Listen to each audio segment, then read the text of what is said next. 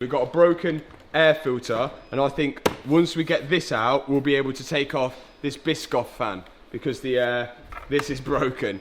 I think it's called a Viscous, but it sounds better as a Viscous. So I'm going to take this off first, and hopefully that's going to allow us to access the Viscous. It's actually called a Viscous fan, but to get to it, first I've got to remove all these intake pipes, which will all need to be replaced. Now we can access it. These are the tools to take off the Viscous fan. So this goes around the puller. The Viscous fan actually rotates all the time with the engine, which keeps the engine constantly cool. But you only really tend to find this on older cars. And to get it off, we've got to loosen this nut here. And if we just turn that nut, then the whole pulley will spin round with it. So that's why I've got one locking tool holding the pulley, and the other one's a big spanner used to rotate that nut off. But this thing was extremely tight.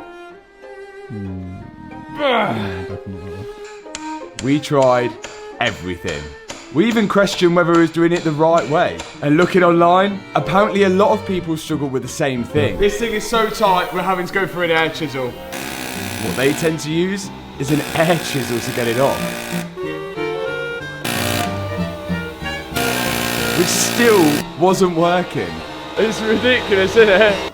We tried heat and the air chisel again, but still it wasn't budging.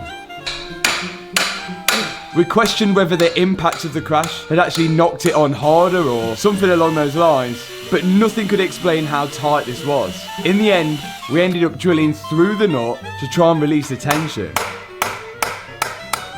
And that actually seemed to work. Yeah, yes. That's loose, that's loose. Oh my God.